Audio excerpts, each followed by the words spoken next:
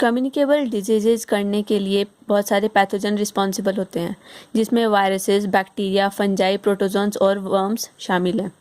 तो जो maximum types of viruses हैं वो किसी न किसी बीमारी को कॉज करने वाले होते हैं, स्पेसिफिक होस्ट वाले होते हैं। इनका एक स्पेसिफिक होस्ट होता है और एक पर्टिकुलर होस्ट को ये अफेक्ट करते हैं और जिसके कारण इन्फेक्शन की वजह से उसको डिजीज़ हो जाती है। बहुत सारे वेरियस बैक्टीरिया होते हैं, फंजाई होते हैं और प्रोटोजोन्स में जैसे कि मलेरिया वगैरह हैं, ये बहुत सारी कम्युनिकेबल डिजीज़ करते हैं। कम्युनिकेबल डिजीज़ इसलिए करते हैं, इसलिए माना जाता है इनको इसका एजेंट, क्योंकि ये एक हेल्दी पर्सन में ट्रांसफ़र हो जाते हैं किसी भी इन्फेक्टेड पर्सन से। तो यही पैथोजन जब ट्रांसमिट हो जाते हैं, ट्रांसमिट होने की कैपेबिलिटी रखते हैं, तो वो डिजीज़ कम्युनिकेबल डिजीज़ बन जाती हैं। The disease are transmitted from the reservoir of infection to the healthy person in the following ways. अब जो इसका रिजर्वायर है, इन पैथोजन का रिजर्वायर है, मतलब वो अफेक्टेड पर्सन है, उससे हेल्दी पर्सन तक उसे ट्रांसमिट होने में, इन पैथोजन्स को ट्रांसमिट होने के लिए बहुत सारे जो पाथवेज हैं वो पार्टिसिपेट करते हैं। बहुत सारे पाथवेज रिस्पॉन्सिबल होते हैं, जिसमें फर्स्ट जो मेथड है वो है डायरेक्ट ट्रांसमिशन का, दूसरा है इनडायरेक्ट ट्रांसमिशन। तो डायरेक्ट ट्रांसमिशन से भी जो ये पैथोजन्स हैं ये एक इन्फेक्टेड पर्सन से हेल्दी पर्सन में ट्रांसमिट हो जाते हैं। तो डायरेक्ट ट्रांसमिशन के लिए जो अगर कोई पर्सन कोई हेल्दी पर्सन किसी भी इन्फेक्टेड पर्सन के कांटेक्ट में आता है तो उसे वो डिजीज़ हो जाती है। एक है ड्रॉपलेट इन्फेक्शन। अब जो वायरसेस हैं, वायरसेस में क्या है, जो ड्रॉपलेट्स इन्फेक्शन में जैसे किसी को कोई भी ऐसी डिजीज़ है, लंग्स की डिजीज़ है, तो वहाँ से क्या है, म्यूकस की फॉर्म में वो जो डिजीज़ करने वाला पैथोजन है उस म्यूकस में प्रेजेंट होगा। तो वो म्यूकस, वो स्पूटम अगर लंग्स से रिलेटेड है तो स्पूटम के थ्रू, वो ड्रॉपलेट्स के थ्रू वो इन्फेक्शन दूसरे हेल्दी पर्सन को लग जाता है, क्योंकि उस ड्रॉपलेट के अंदर बहुत सारे वायरसेस होते हैं। अब मान लिया किसी को कोई स्किन डिजीज़ है, तो स्किन में अगर वो पैथोजन प्रेजेंट है तो वहाँ पर अगर सिक्रीशन है किसी भी तरह की, तो वहाँ से वो अगर किसी हेल्दी पर्सन में चली जाए, किसी हेल्दी पर्सन के कांटेक्ट में आ जाए, तो उस ड्रॉपलेट के थ्रू इन्फेक्शन हो जाता है। आपने वायरसेस के केस में एक लाइन पढ़ी होगी, एक सेंटेंस सुना होगा, कंटेजियम वाइवम फ्लूइडम। तो वायरसेस क्या है, कंटेजियस और पॉइजनस फ्लूइड हैं जिसके थ्रू डिजीज़ हो सकती हैं।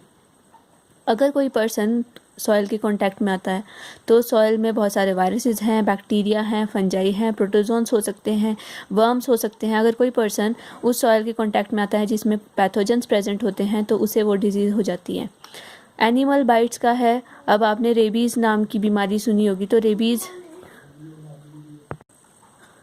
अब एनिमल बाइट्स के थ्रू, अब मान लिया रेबीज़ वायरस है, रेबीज़ वायरस जनरली जो हमारे कार्निवोरस हैं, जो कैनाइन एनिमल्स होते हैं, उनकी सलाइवा में प्रेजेंट होता है। तो जब वो बाइट करते हैं तो उनके बाइट करने के साथ उनका सलाइवा हमारे ब्लड के कांटेक्ट में आता है, तो और वो जो वायरस है वो जनरली हमारी बॉडी में ट्रांसमिट हो जाते हैं। और इसके अलावा बहुत सारे ऐसे आर्थ्रोपोड्स वगैरह भी हैं जिनके थ्रू ट्रांसमिशन हो सकता है, लेकिन इसमें क्या है, जनरली डायरेक्ट ही कांटेक्ट से किसी भी पैथोजन का ट्रांसफ़र होता है। अब प्लेसेंटा के थ्रू भी बहुत सारे पैथोजन्स हैं वो ट्रांसमिट होते हैं, क्योंकि हमें पता है पैथोजन जो प्लेसेंटा है वो एक चैनल है जिसके थ्रू मदर और जो फीटस है वो कनेक्टेड रहते हैं। मदर का से जितना भी न्यूट्रिएंट मटेरियल है, जितना भी गैसेस हैं, ऑक्सीजन है, वो ट्रांसमिट होती हैं और उसके साथ साथ बहुत सारे पैथोजन्स भी ट्रांसमिट हो सकते हैं और उन पैथोजन से उस जो फीटस है उसे बीमारी होने का खतरा रहता है। तो इसके थ्रू भी बहुत सारी जो बीमारियां हैं वो उसके फैलने के चांसेस रहते हैं। दूसरा है इनडायरेक्ट ट्रांसमिशन। इनडायरेक्ट ट्रांसमिशन में हमारे पास वेरियस वेक्टर्स होते हैं जिनके थ्रू वो पर्सन, वो जो डिजीज़ कॉजिंग पैथोजन है, वो अपनी लाइफ साइकिल को 2 इंडिविजुअल्स में पूरा करता है। एक इंडिविजुअल तो हमारा जैसे हम लोग हैं, ह्यूमन बींग्स हैं, और दूसरा है कोई ना कोई बीच का कोई भी ऑर्गेनिज्म हो सकता है जो एक सेकेंडरी होस्ट का काम करता है, और उनके थ्रू अगर वो डिजीज़ ट्रांसमिट होती है तो इसे बोलते हैं इनडायरेक्ट ट्रांसमिशन। जैसे बहुत सारे आर्थ्रोपोड्स होते हैं, वेक्टर्स की फॉर्म में काम करते हैं। जैसे हाउस फ्लाई है, हाउस फ्लाई में क्या है, उनकी जो लेग्स या अपेंडिजेस होते हैं उसमें हेयर प्रेजेंट होते हैं। अगर वो किसी भी कंटामिनेटेड फीसिस पे या फिर स्पूटम पर या किसी भी ऐसे मीडियम पर बैठती है जहाँ पर पैथोजन है, तो वहाँ से वो डिजीज़ को कैरी करके लेके जाते हैं। और खाने वाली फूड मटेरियल है, वाटर सप्लाई है, वहाँ पर फूड और वाटर के डायरेक्ट कांटेक्ट में आते हैं और वहाँ पर उस पैथोजन को वो छोड़ देती है। और वो जो पैथोजन है वो किसी न किसी मीडियम के थ्रू किसी भी बॉडी में, किसी भी हेल्दी पर्सन की बॉडी में एंटर कर जाता है और बहुत सारी डिजीज़ को कॉज करने का कारण बनता है। तो इसमें जैसे कॉलेरा है, टाइफाइड है, डिसेंट्री है, ये जो डिजीज़ हैं उसको फैलाने के लिए जो हाउस फ्लाई है बहुत ही मेन रोल प्ले करती है। हाउस फ्लाई के साथ साथ बहुत सारे ऐसे कॉकरोचेस वगैरह भी हैं जो कि इनडायरेक्टली डिजीज़ को फैलाने का काम करते हैं। इसके अलावा बहुत सारे ब्लड सकिंग इंसेक्ट्स होते हैं जो कि डिजीज़ को फैलाते हैं, जैसे कि लाउस है, लाउस टाइफस को फैलाने में फैलाती है। रेड फ्ली है, वो ब्यूबोनिक प्लेग को फैलाता है। टेट्सी फ्लाई है, वो स्लीपिंग सिकनेस कॉज करने की वेक्टर है। ऐसे ही सैंड फ्लाई है, वो काला अजर कॉज करने वाला एजेंट है। एडीज मॉस्किटो है, ये येलो फीवर का वेक्टर है। क्यूलेक्स है, वो फिलेरियासिस का वेक्टर है। वैसे फिलेरियासिस विचरेरिया बैनक्रॉफ्टी की वजह से होती है, लेकिन क्यूलेक्स क्या है, वो वेक्टर है जिसके थ्रू ये डिजीजेस ट्रांसमिट होती हैं।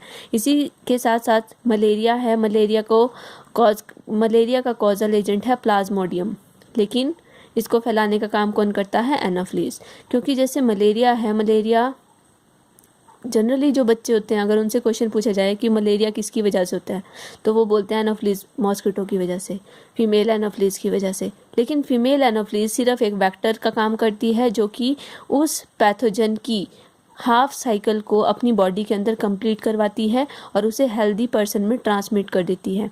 वो हेल्दी पर्सन में एक जो लाइफ साइकिल का एक पार्ट है वो कंप्लीट होता है, और जब कोई भी मॉस्किटो उसे सक करती है, ब्लड को सक करती है, उस इन्फेक्टेड पर्सन के ब्लड को सक करती है, तो उसके अंदर वो मलेरिया का पैरासाइट है वो एंटर कर जाता है, उसकी लाइफ साइकिल का कोई पार्ट एंटर कर जाता है, और वो पार्ट अपनी बॉडी में, वो मॉस्किटो अपनी बॉडी में उसका दूसरा पार्ट, दूसरी लाइफ साइकिल का दूसरा स्टेज कंप्लीट करती है और किसी हेल्दी पर्सन को फिर से वो बाइट कर लेती है, जिसकी वजह से उसकी जो लाइफ साइकिल है वो दूसरी बॉडी में एंटर कर जाती है। तो एक कंप्लीट लाइफ साइकिल उस हेल्दी पर्सन में पहुंच जाती है। तो मलेरिया कभी एक बार में मच्छर के काटने से नहीं होता। मतलब ऐसा है कि जो फीमेल एनाफ्लीज है, आधा लाइफ साइकिल वो कंप्लीट करती है, आधा उस पर्सन की बॉडी में कंप्लीट होता है। तो इस तरह से ये क्या है, वेक्टर्स हैं जो कि डिजीज़ को फैलाते हैं। अब हम बात करते हैं एक एक करके डिजीज़ की। कुछ एक डिजीज़ आपकी सिलेबस में मेंशन किए गए हैं। जैसे टाइफाइड है, टाइफाइड को करने वाला एजेंट है salmonella typhi.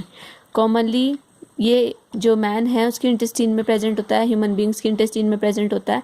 Mode of transmission की बात करते हैं तो ये जो डिजीज़ है कंटेमिनेटेड वाटर से, जो फीसिस हैं, अगर पेशेंट के फीसिस हैं तो उसके थ्रू वो फूड को कंटेमिनेट किया जा सकता है, उसके थ्रू, या फूड को या वाटर को कंटेमिनेट कर दिया जाता है, और उस फूड और वाटर को कोई अगर उसका इंटेक करता है तो उस पर्सन की बॉडी के अंदर टाइफाइड का जो साल्मोनेला टाइफी है कॉजल एजेंट है वो पहुंच जाता है और वो उससे डिजीज़ हो जाती है। इंक्यूबेशन पीरियड की बात करें तो इंक्यूबेशन पीरियड इसका एवरेज है 2 वीक्स। इंक्यूबेशन पीरियड होता है जब कोई पैथोजन किसी भी हेल्दी पर्सन की बॉडी में एंटर करता है, उसके एंटर होने से लेकर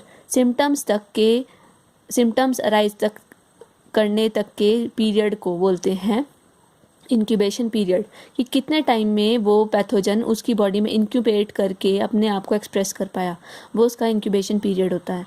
फिर अगर हम सिम्टम्स की बात करते हैं तो इसमें क्या है, 2 हफ्ते के अंदर अंदर इसका इंक्यूबेशन पीरियड हो जाता है, मतलब सिम्टम्स दिखने शुरू हो जाते हैं।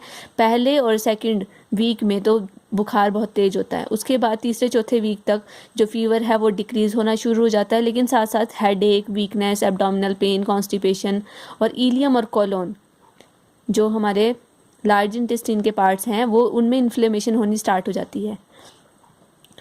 इससे जो लीवर है वो लीवर और स्प्लीन एनलार्ज हो जाता है। तो ये इसके सिम्टम्स हैं। कंफर्मेशन टेस्ट है इसका विडाल टेस्ट। तो बहुत बार टेस्ट कॉम्पिटिटिव एग्जाम्स में पूछा जाता है कि which test is confirmation test for typhoid, तो वो है विडाल टेस्ट। प्रिवेंटिव मेजर्स हैं इसके, अगर प्रॉपर कम्युनिटी सैनिटेशन हो, मतलब अगर इन्फेक्टेड पर्सन के फीसिस के थ्रू भी ये बाहर आ रहा है जो टाइफाइड का साल्मोनेला टाइफी है, तो वो किसी ना किसी हेल्दी पर्सन के कांटेक्ट में ना आए, उसके फूड और वाटर को कंटामिनेट ना कर पाए। तो उसके लिए क्या ज़रूरी है कि प्रॉपर सैनिटेशन फैसिलिटी हो। Cook and food handler should not be the carriers. कई बार ऐसा होता है कि जो फूड को कुक करने वाले होते हैं या फूड को हैंडल करने वाले होते हैं, अगर वो पर्सन इन्फेक्टेड है तो उनके थ्रू जो डिजीज़ है वो दूसरे लोगों को फैल सकती है। पर्सनल हाइजीन बहुत इम्पॉर्टेंट है। तो और जो टाइफाइड की केसेस हैं, अगर उनका पता चलता है तो हेल्थ अथॉरिटीज़ को इसके बारे में इमीडिएटली रिपोर्ट करना चाहिए, जिसके थ्रू उन पर्सन्स को जल्दी से जल्दी ट्रीट किया जाए। और ट्रीटमेंट इसका इजी है, एंटीबायोटिक्स के थ्रू इसको ट्रीट किया जाता है, क्योंकि बैक्टीरियल डिजीज़ है साल्मोनेला टाइफी से होता है। तो एंटीबायोटिक्स इसके ऊपर अपना पॉजिटिव इफ़ेक्ट शो करती हैं और इस डिजीज़ को क्योर करने में हेल्पफुल है। लेकिन पता चलना चाहिए कि किस पर्सन को टाइफाइड है, क्योंकि बहुत सारे लोग ऐसे होते हैं जो कि अपनी नॉर्मली बुखार को बहुत ही लाइटली लेना शुरू कर देते हैं और घर पे मतलब कोई भी एंटीपायरेटिक या एनाल्जेसिक लेना स्टार्ट कर देते हैं और प्रॉपर इसका इलाज नहीं करवाते। इसके बाद जो दूसरी डिजीज़ है वो है निमोनिया। निमोनिया का कॉजल एजेंट है streptococcus pneumoniae and pneumococcus pneumoniae. Mode of transmission है स्पूटम ऑफ द पेशेंट। अगर पेशेंट का स्पूटम है, क्योंकि ये लंग्स में इन्फेक्शन कर रहा है और लंग्स में इन्फेक्शन के थ्रू वहाँ पर बहुत सारा स्ट्रेप्टोकोकस निमोनी है और वो वहाँ से बाहर आ सकता है स्पूटम के थ्रू। अगर उस स्पूटम के डायरेक्ट कांटेक्ट में कोई पर्सन आ जाए या फिर हाउस फ्लाई के थ्रू वो किसी भी फूड वाटर को कंटामिनेट कर दे तो उसके थ्रू भी निमोनिया हो जाता है। Pneumococci are inhaled and get lodged in the bronchiole. तो न्यूमोकॉक्सी भी जनरली न्यूमोकोकस निमोनी को बोलते हैं। तो इसको इनहेल किया जा सकता है। ये क्या करते हैं, जब हम सांस लेते हैं तो उसके साथ इनहेल हो जाते हैं। अब कोई पर्सन है वो छींकता है और वो इन्फेक्टेड पर्सन है, तो उसकी जो छींकने से जो ड्रॉपलेट्स एनवायरनमेंट में आते हैं और उसे कोई भी पर्सन इनहेल कर लेता है तो ये उसकी लंग्स में एंटर कर जाते हैं, ब्रोंक्यूल्स में एंटर कर जाते हैं और उन्हें लॉक कर देते हैं। इससे क्या है, जो एल्विलर वॉल्स हैं वो इन्फ्लेम्ड हो जाती हैं, उनमें इन्फ्लेमेशन हो जाती है और वहाँ पर क्या है, एक प्रोटीन रिच फ्लूइड सीक्रेट हो जाता है और वो प्रोटीन रिच फ्लूइड उस बैक्टीरिया को स्ट्रेप्टोकोकस निमोनी को ग्रो करने के लिए एक मीडियम का काम करता है और वो क्या करता है, वहाँ पर ब्रोंक्यूल्स को ब्लॉक कर देता है, जिससे रेस्पिरेशन में, इनहेलेशन में बहुत ज़्यादा प्रॉब्लम आती है। इसका इंक्यूबेशन पीरियड है 1 to 3 days, तो बहुत ही जल्दी हो जाता है निमोनिया। तो और इसका कारण होता है कि अगर किसी को थोड़ी हल्की सी ठंड भी लग गई तो उसकी वजह से निमोनिया होने के चांसेस रहते हैं और इससे बुखार होता है, दर्दें रहती हैं, और जब कोई ब्रीदिंग करता है उस टाइम पे पेन होता है, कफ होता है, हेडेक होता है और सीवियर केसेस में जो लिप्स और फिंगर नेल्स हैं वो ग्रे से ब्लूइश कलर के हो जाते हैं। इससे जो बॉडी रेजिस्टेंस है वो लोअर हो जाती है, माल न्यूट्रिशन हो जाता है और इसकी वजह से जो स्पूटम है वो ब्लडी और रस्टी हो जाता है। फिर इसके बाद है कॉमन कोल्ड। कॉमन कोल्ड सभी को पता है, सभी को जाता है नॉर्मली।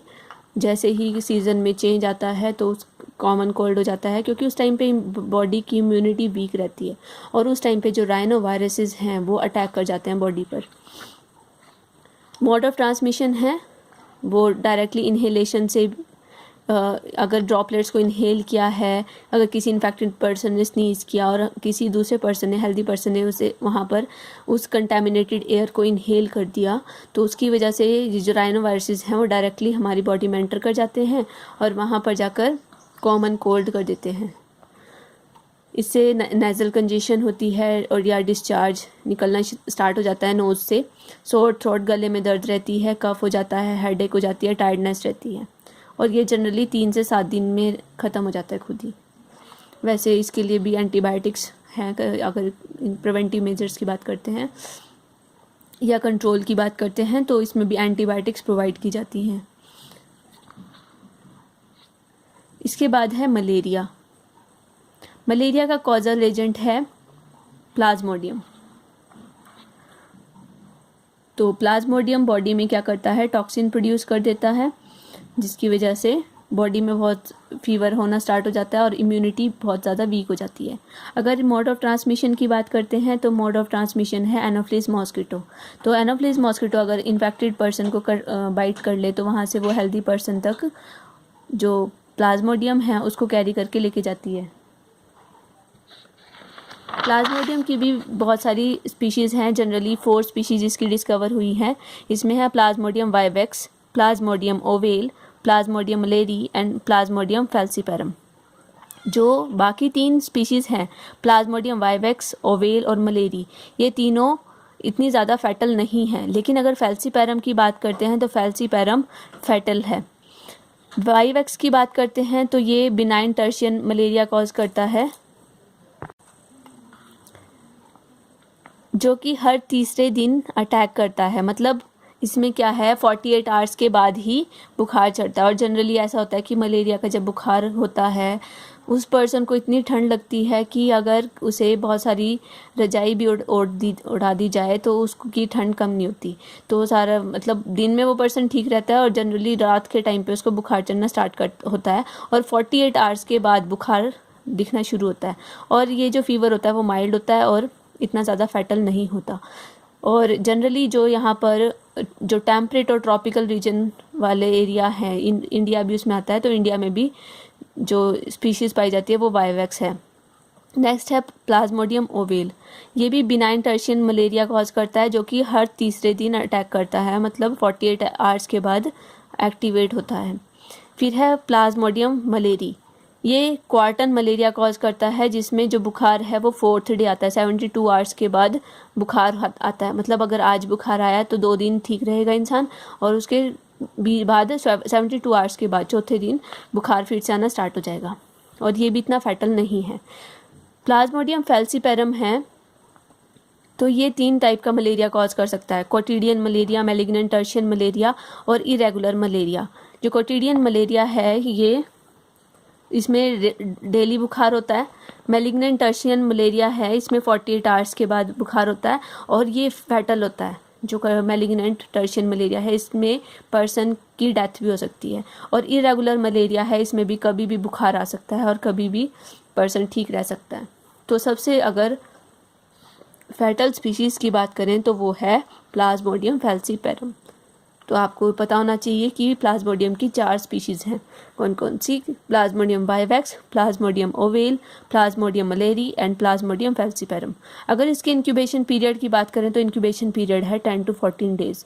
तो मतलब 10 से 14 दिन तक उस पर्सन के अंदर मलेरिया का पैरासाइट है, प्लाज्मोडियम है और 14 डे के बाद वो अपना इफेक्ट करना शुरू करता है और इसमें से जो स्पीशीज़ होगी उसके हिसाब से ही बुखार आना स्टार्ट हो जाता है। तो सिम्टम्स के थ्रू ही ये पता लगाया जा सकता है कि उस पर्सन को मलेरिया है या नहीं है।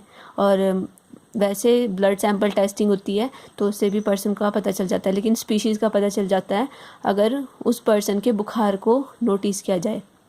इसके बाद आती है इस मलेरिया की जो लाइफ साइकिल है, प्लाज्मोडियम की जो लाइफ साइकिल है कि किस तरह से वो अपने डिफरेंट होस्ट्स के अंदर अपनी लाइफ साइकिल को, अपने लाइफ के सेक्सुअल और एसेक्सुअल फेज़ को कंप्लीट करता है। उसके बारे में हम नेक्स्ट लेक्चर में कंटिन्यू करेंगे। Thank you class.